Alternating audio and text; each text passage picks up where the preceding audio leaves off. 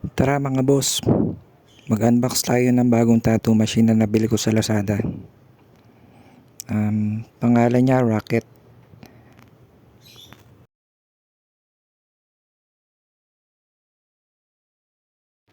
Nabili ko lang to, mga 500 plus lang yata yan. 5, 550 mga ganun. Kasama na shipping nun na. Tingnan natin kung maganda siya. Medyo pricey rin kasi ang tattoo machine.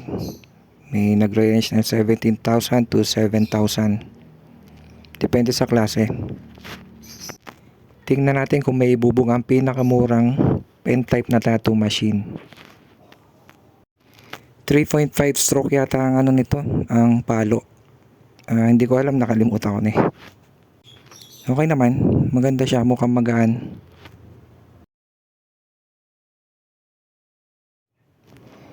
Dito naman ay maglalagay tayo ng stencil. Yan ang panlagay ng stencil ko. Yan, lagyan lang natin, punas. Punas, tas yan, hintayin lang natin matuyo siya. Matuyo na konti, hindi naman yung sobrang tuyo. Tapos yan, lagay na natin yung design natin. Na-trace ko na yan sa stencil paper natin. Yan. Hagod-hagod para dumikit. Tapos pinatuyo ko rin pala yan pagkalagay ko, mga 3 hours. Malabo nga pala yan, kaya inulit ko rin. Doon na lang nilagay sa isang practice skin ko. Merienda tayo, puto bumbong. Dito nga ay nasimulan ko na yung mata. Nakalimutan ko na yung video eh. Unang napansin ko sa kanya, maganda yung hagod niya. Magandang pumalo yung machine. Yan o, nakita nyo. Ang smooth niya.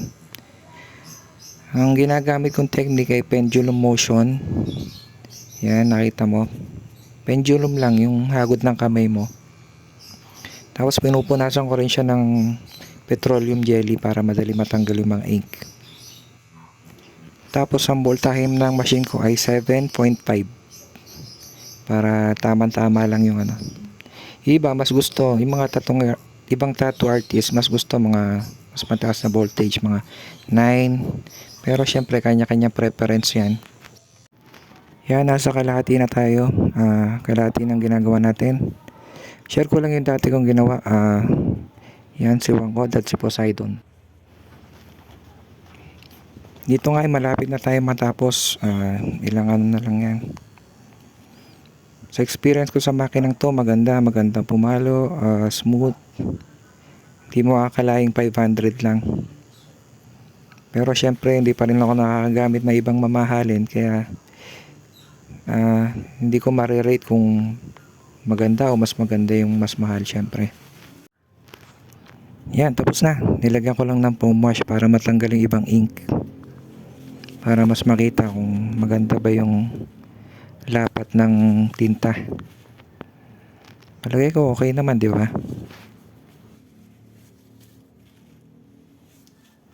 Para sa akin maganda tong tattoo machine na to para sa presyo niya. Maganda, approve ako dyan. Ito na yung nagatapos ko. Okay na, like, share, subscribe na lang ulit.